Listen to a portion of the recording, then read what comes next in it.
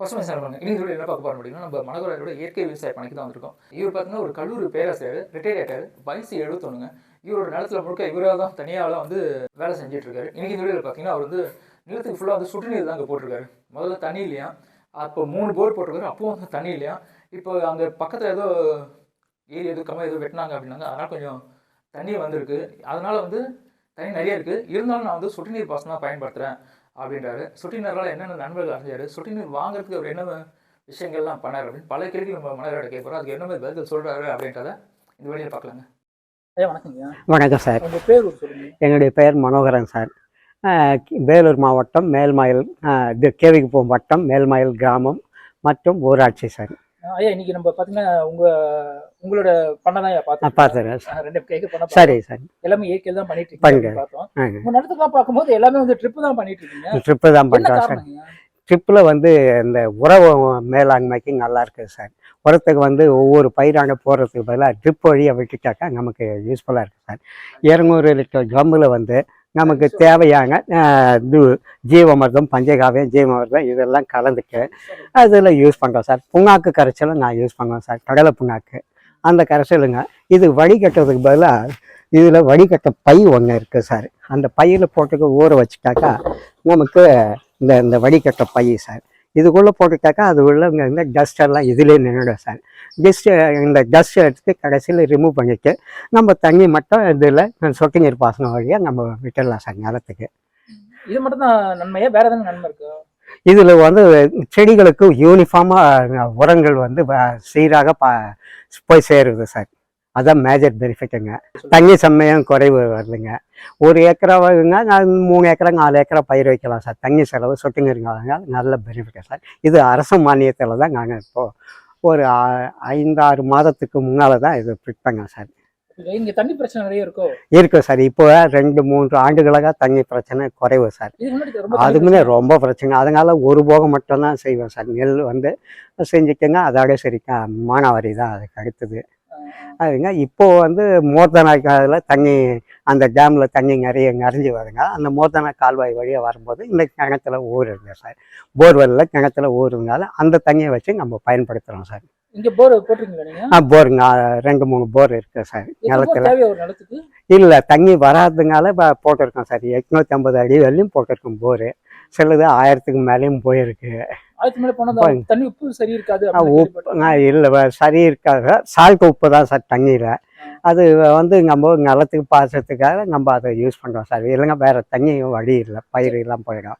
இப்போ சால்ட் தண்ணி நிலத்துக்கு ஊற்றினா நிலத்துக்கு ஒன்றா அவ்வளோ ஹெவி சால்ட், அந்த சால்ட்டெல்லாம் இல்லை சார்.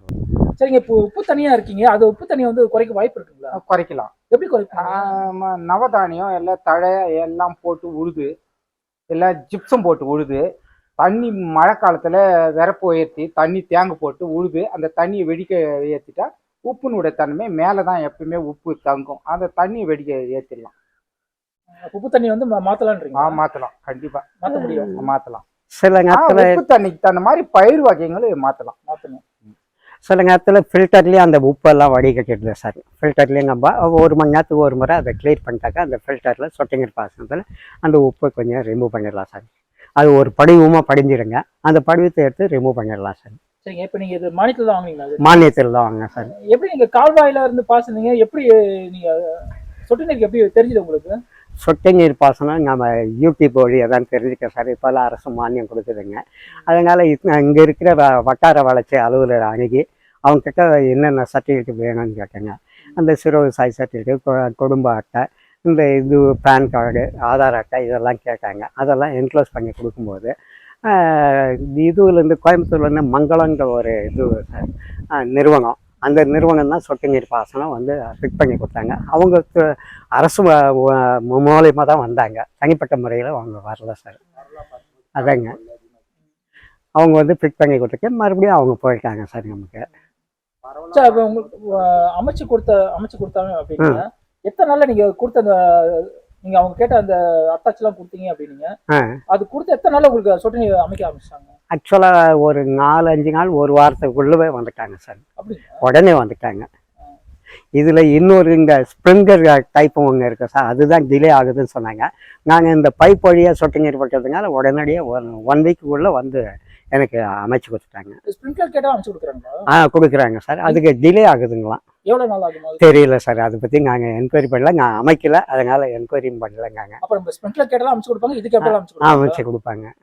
இதை கேட்டு 4 நாள் வந்துருச்சு. 4 நாள் சரி, வந்துச்சுங்க. இப்போ இதை வந்து அவங்களே வந்து ஆமாதாங்க, அரசு மானியத்தோட அவங்க வந்து அரசு அனுமதியோட வீடு அரசு வட்டார வளர்ச்சி அலுவலக அனுமதியோட தான் வந்து அதை ஃபிட் பண்ணாங்க சார். எவ்வளோ செலவாச்சு உங்களுக்கு? எனக்கு தனிப்பட்ட முறையில் ஒன்றும் செலவு இல்லை சார். செலவு இல்லை சார். அது அவங்க வந்து அரசு மானியம் கொடுக்குறாங்க. நம்ம எக்ஸ்ட்ரா ஃபிட்டிங்ஸ் வேணுங்கக்கா அவங்க ஒரு குறிப்பிட்ட ஃபார்மேஷனில் செலவு குறைக்கிறதுக்காக பைப்பெல்லாம் பதிப்பாங்க சார்.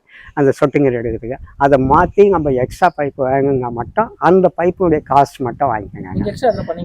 ஒரு 5-10 ரூபாய்க்குள்ள ஆச்சு சார். என்ன காரணம்? பைப்பு எக்ஸ்ட்ரா போட சொன்னேன், அவங்க போட்ட லைனை விட. அதுதாங்க, ஒரு 3 ஏக்கரா இருந்தாக்கா ஒரு குறிப்பிட்ட அளவு தான் லிமிட்டேஷனில் பைப்பெல்லாம் கொடுக்குறாங்க கவர்மெண்ட்டில். இது நம்ம ஃபார்மேஷன் மாற்றுங்கால இப்போ உதாரணமாக வடக்கு தெற்கு நம்ம எப்பவுமே பார் வந்து கிழக்கு மேற்கு ஓட்டுவோம். அவங்க வந்து வடக்கு தெற்கு அமைச்சாக்கா செலவு குறையும் பார்ப்பாங்க. அப்படி அமைக்கும் போது நமக்கு கிழக்கு மேற்கு பார் ஓட்டும் போது பாதிக்கப்படுது, சொட்டுநீர் விட முடியாது. அதனால் நம்ம கிழக்கு மேற்கு அமைச்சிங்கன்னா எக்ஸ்ட்ரா பைப்பு தேவைப்படுது சார். அந்த பைப்பு மட்டும்தான் நம்ம ஃபிட்டிங்ஸ் வாங்கி கொடுத்தோம். மற்றபடி எந்த இதுவும் இல்லை சார், எந்த செலவும் இல்லை சார். இப்போ அமைச்சதுலேருந்து இந்த இதில் வந்து மெயின்டெனன்ஸ் எதுனா இருக்குங்களா? மெயின்டெனன்ஸுங்க அந்த இது மட்டும் ஃபில்டர் மட்டும் கழித்து 1 ஹவருக்கு ஒரு முறை க்ளீன் பண்ணோம் சார். இல்லைங்க ஒரு நாளைக்கு ஒரு முறை க்ளீன் பண்ணால் கூட போதும் சார். இந்த ஃபில்டர் சார், இது ஒரு மணி நேரம் அடைப்பு அதிகமாக இருந்தாக்கா அதிகமாக க்ளீன் பண்ணோம் சார். 1 மணி நேரத்துக்கு ஒரு முறை க்ளீன் பண்ண சொல்கிறாங்க.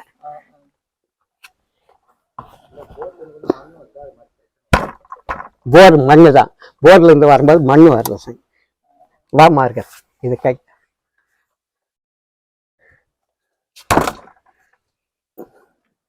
தனியாக எடுத்துருப்பாங்க. இப்போ ஒரு 6 மாதமா சார். 6 மாதம் இல்லை, ஒரு 4 மணி நேரம் விடுவோம் சார் ஒரு ஏக்கருக்கு. போதும் சார், அதுவே இன்னும் குறைவாங்கங்க. என்ன அவ்வளோ தேட்ட போடுறீங்க? அவங்க போட்டது செட் ஆயிடுச்சு. சரி விட்டுருங்க. சரி சார், இதை மட்டும் க்ளீன் பண்ணுங்களோ? ஆமாம், இதை மட்டும் க்ளீன் இல்லை சார், வேறு எதுவும் கேஸ் மெயின்டெனன்ஸ் எதுனா பிரச்சனை அப்படின்னா அவங்க வந்து சரி நிவர்த்தி பண்ணி தரேன்ட்டாங்க சார்.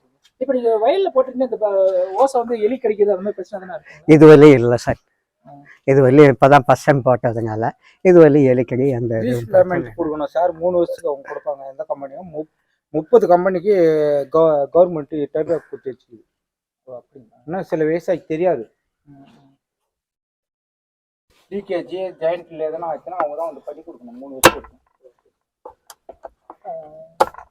ஒரு கேள்வி சார், முன்னாடி நீங்க பாய்ச்சறதுக்கும் இப்போ ட்ரிப்ல பாய்ச்சறதுக்கு என்ன நன்மை கிடைச்சது? முன்ன பாய்ச்சறதுக்கு 1 ஏக்கராவை தான் பயிர் வைக்க முடியும் சார். தண்ணி அதிகமாக வருது, தேவைப்படுது.